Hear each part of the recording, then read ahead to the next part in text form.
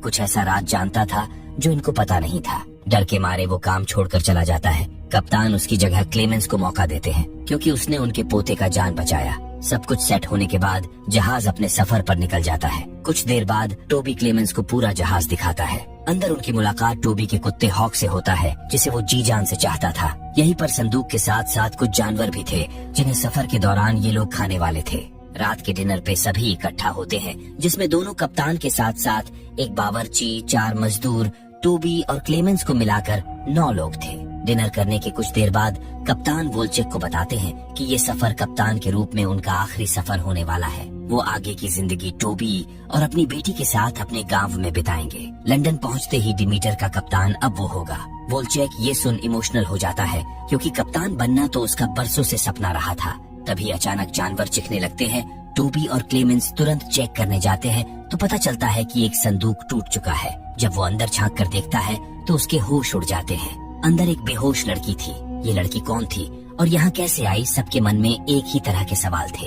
वोल्चेक बताता है कि पैसे न होने की वजह से ऐसे लोग जहाज पर छिपकर सफर करते हैं। जहाज पर लड़की का होना अपशगुन है।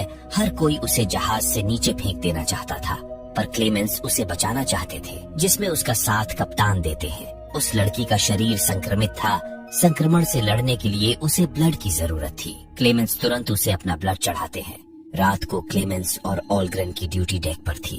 वो दूरबीन से चारों तरफ नजर दौड़ा रहा था कि तभी उसे एक पिशाच नजर आता है जिसे देख उसकी हालत खराब हो गई। ये वाकया वो क्लेमेंस को बताता है, मगर क्लेमेंस भूत प्रेत में विश्वास नहीं करता था, इसलिए उसकी बातों को सीरियसली नहीं लेता। इसी टाइम वो पिशाच नीचे जाकर हॉक को उठा ले जाता है। अगली सुबह बावर्ची मीट बनाने के लिए किसी जानवर को लेने नीचे जा रहा होता है तो देखता है कि सारे जानवर मर चुके हैं। उन सबके गर्दन पर काटने के निशान थे। किसी को कुछ समझ नहीं आ रहा होता कि ये सब कैसे हुआ। कुछ का मानना था कि ये काम इस लड़की का है, पर वो तो अपने होशो हवास में भी नहीं थी। वहीं रिपीटर को लग रहा था कि ये काम क्लेमेंस का है, क्योंकि आज से पहले इस जहाज पर इस तरह की घटना कभी नहीं हुई। ये बात सुन क्लेमेंस उससे लड़ने वाला था, मगर कप्तान सबको शांत कराते हैं। उधर हॉक के मरने से टोबी काफी दुखी था। क्लेमेंस किसी तरह समझा बुझाकर उसे हौसला देते हैं। अगली रात डेक पर रिपीटर की ड्यूटी थी।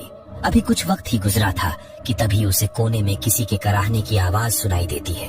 वो उस ओर गया तो देखा कि अजीब सा दिखने वाला जीव नीचे लेटा पड़ा था। पास जाते ही वो रिपीटर पर एकाएक हमला कर उसका खून पी जाता है। जहाज पर इस तरह हो रहे मौतों से सभी परेशान थे। पहले जानवर और अब उनका एक क्रू भी मारा गया। किसी को कुछ समझ नहीं आ रहा होता कि ये सब क्या हो रहा है। इतने में उस लड़की एना को होश आ चुका था।